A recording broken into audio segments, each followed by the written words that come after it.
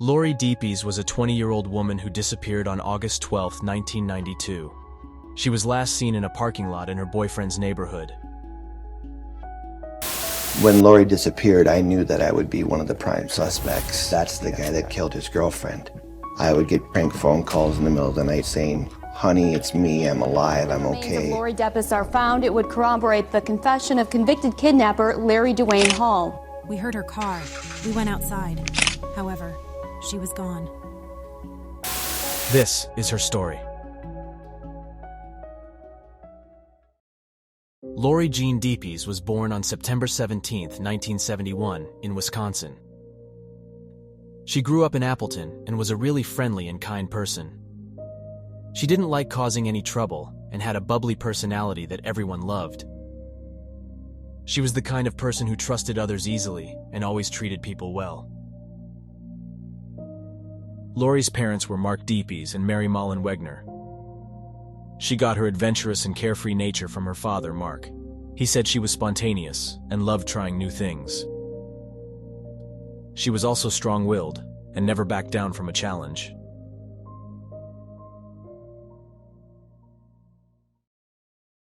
On August 19, 1992, 20-year-old Lori worked at her job at the graffiti store at the Fox River Mall in Grand Chute, Wisconsin. She had a long shift that day. She took her lunch break at around 3 p.m., and then her dinner break at around 6 p.m. By 7 p.m., she had gone to a different store in the mall to buy a ring.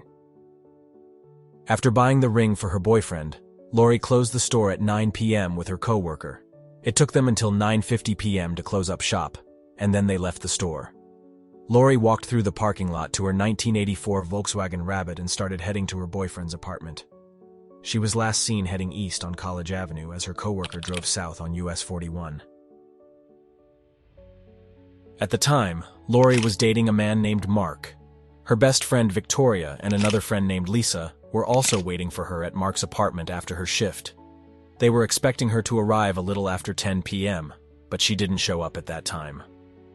Mark and the two girls heard Lori's car pull into the apartment complex at 310 West Wilson Avenue in the town of Fox Crossing. They knew it was her car because of its distinctive loud muffler. They stepped out to the balcony to see if she was outside, but they didn't see her. However, there was something strange. Her car was there, parked as if she had just driven up, but there was no one in the car. Mark started searching for his girlfriend, calling everyone he knew to see if they had seen her. I called the police probably literally within 10-15 minutes. We were just walking all over the neighborhood, looking for her, calling her name, walking into apartment buildings, just looking for hours. When the police arrived, they found nothing out of place in or around Lori's car. The only thing they found was a styrofoam cup on the roof of the car. Other than that, there was no sign of a struggle. There was no blood. There was no sign that anyone else had been in or around her car. No one in the apartment complex had heard anyone scream or seen Lori get out of her car or seen anyone else around her car. The only things that were in her car were her purse and her overnight bag. Former Menasha police officer Jason Weber was among the first responders. Just that nobody saw anything. I mean, nobody really saw anything. This was on a summer. This was in August. Nice night. You know, people would have been out. People would have had their windows open. You would have thought that people would have heard something, a scream, something, maybe would have seen something. He explained that their initial thought was that Lori might have left willingly with someone she knew. After police followed up on every lead they could, they found no clues. Lori's credit cards had never been used again. There was no activity on any phone related to her, and there were no sightings of her. It seemed as if within just a very short window of just a few minutes, Lori had somehow vanished out of thin air. Lori's family started to search for her everywhere. They began delivering flyers and posting them everywhere to try to find Lori. The only real clue they had was the styrofoam cup that was on top of the vehicle. However, that did not lead to any answer. The police also did not investigate diligently because they thought at first that Lori had just gone off with someone she knew. The case went cold for a year. However, in 1993, new evidence was uncovered. The investigation into Lori's disappearance quickly intensified as investigators tried to piece together what could have happened to her. She couldn't have just vanished. they started finding suspects possible related to Lori's case. The first suspect to come to the attention of police was a convicted serial killer named David Spanbauer. Spanbauer had been sentenced to 3 life terms in prison for 3 murders committed in 1992 and 1994. He came onto investigators' radar after they learned that he had been on a road trip to Minnesota on August 20th, 1992, the day before Lori disappeared. This meant that he may have had no alibi for the night of her disappearance and could have been in the vicinity of where she was last seen. However, Spanbauer denied any involvement in Lori's disappearance when questioned by police. He maintained his innocence until his death in prison in 2002. At this point, he would have had no reason to hold back such information, as he had already freely confessed to his other crimes. Another key person of interest was a man who is said to have asked Lori out on a date on the day she disappeared. Supposedly, he became displeased when she told him she already had a boyfriend. He has never been named by police, but is believed to have been part of the large social group of mall employees that included Lori. On the day she went missing, he had taken 2 breaks with her. Could he have misinterpreted Lori's purely friendly attitude towards him during this time? Another suspicious factor is that the 19-year-old is said to have been acting strangely on the night of the disappearance, showing up late to a party and drawing a sketch of a woman being held at knife point. Unfortunately, his vehicle was sold and scrapped before he became a person of interest. This raises the possibility that he may have been trying to destroy evidence. However, it is also possible that he sold his vehicle for a legitimate reason. He was no longer investigated and was no link to Lori's disappearance. Finally, in 2010, a breakthrough occurred in the case. A man named Larry Dwayne Hall confessed to abducting and murdering Lori. Larry Dwayne Hall was a suspected serial killer who was thought to have killed up to 40 women. He was a Civil War buff and would travel around the country to visit different sites and view the reenactments. He was currently serving a life sentence in a federal psychiatric prison in North Carolina for the kidnapping of 15-year-old Jessica Roach. He had confessed to 14 murders, but had recanted those confessions. Investigators found notes in his van that said Lori and Fox River, which was a big clue for the case.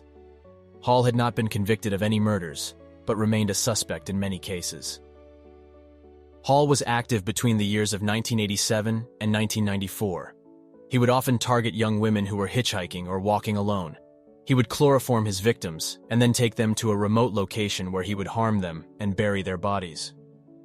Hall was a very intelligent and manipulative individual, which made it difficult for law enforcement to catch him. He was attending a reenactment in Kakakwana, Wisconsin the weekend before Lori disappeared. That was about 13 miles away from where Lori went missing. Police also indicated that Hall knew details about Lori's disappearance, details that had not been made public and that only the person who took her would have known. He also described how he grabbed her body and buried the body at a location that was not disclosed. Police went out to Hall's said location. They started digging in the place. They dug for 3 full days. They even brought specialized equipment such as ground-penetrating radars to be able to track the possible location of the body. And also police-trained dogs were used at the place. Even then, after all their efforts, no body was found. Police indicated that Hall said that he had hidden 4 bodies at the same location.